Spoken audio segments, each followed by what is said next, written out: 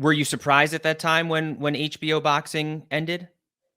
Yes. I couldn't figure out then and still can't figure out to this day why the cell phone salesman from Dallas who bought HBO and Time Warner, for that matter, thought it was a good idea to get rid of what had been one of the most successful franchises in the history of premium pay cable television and one of the most successful franchises in broadcast television in general. Why in the world would you remove boxing from HBO? Because it drove subscriptions in quite a number of different ways for a long time, and it helped create shoulder programming around the fights, such as my series, The Fight Game, that ran for several years and helped to illuminate for people what was going on in the boxing world. No, I couldn't imagine why they wanted to get rid of it, and I still can't.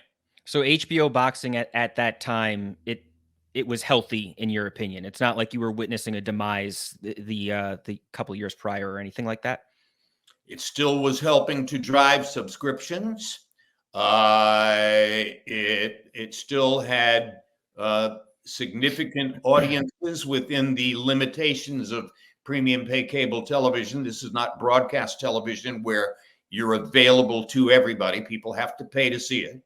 But you know, within the structure of HBO, it was still, as I understood it, a very successful franchise. The chairman of the board, Richard Plepler, top of the pyramid in every way, was just as shocked as I was that they wanted to get rid of boxing. And how did you find out about it? Did you hear or see rumors, or were you just kind of blindsided by it? That summer, I was at either the post Emmys or post Golden Globes party at the Beverly Hilton Hotel. And I was seated at the chairman, Richard Plepler's table. And he pointed across the room and said, "See that guy right there in the gray suit over sitting at that table with the blonde woman?" I said, "Yeah." He said, "That's your new boss. That's the boss of AT&T with regard to this enterprise, and he's going to be running this channel going forward. I think you ought to go over and say hello, meet him, get a feel for him, maybe get a sense of what it is they're planning with regard to the boxing franchise." So I did.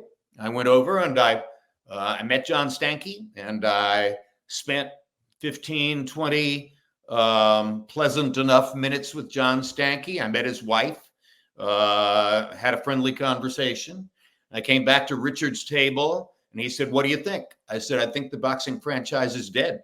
I think they have no interest whatsoever in continuing to pursue it." He said, "Well, that's my impression too.